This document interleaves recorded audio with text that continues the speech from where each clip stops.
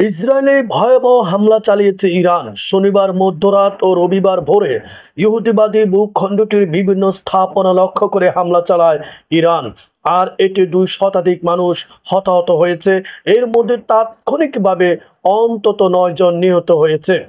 আহত হয়েছে আরো কমপক্ষে 200 জন। এছাড়াও আরো 35 জন নিখোঁজ রয়েছে। ইরানের সর্বশেষ এই হামলার ব্যবহার করা হয়েছে দ্রুত গতির মিসাইল ও ড্রোন। এর মধ্যে শুধু উত্তর ইসরায়েলে আমরা শহরে প্রাণ হারিয়েছে কমপক্ষে 5 জন। নিহতরা আরব ইসরায়েলি বলে জানিয়েছে সংবাদ মাধ্যম টাইমস অফ ইসরায়েল। তারা খাতিব পরিবারের সদস্য।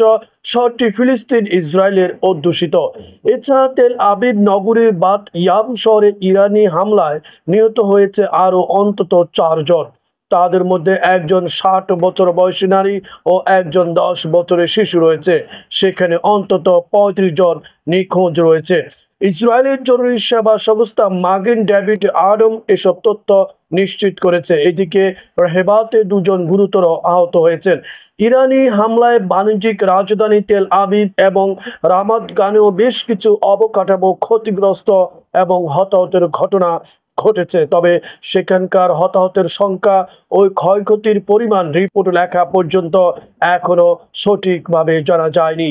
ইরানের এই হামলার আগে সব ইসরায়েলিকে নিরাপদ আশ্রয়ে চলে যাওয়ার জন্য নির্দেশ দেওয়া হয়েছিল। তবে এখন তারা সেই নির্দেশনা তুলে নিয়েছে।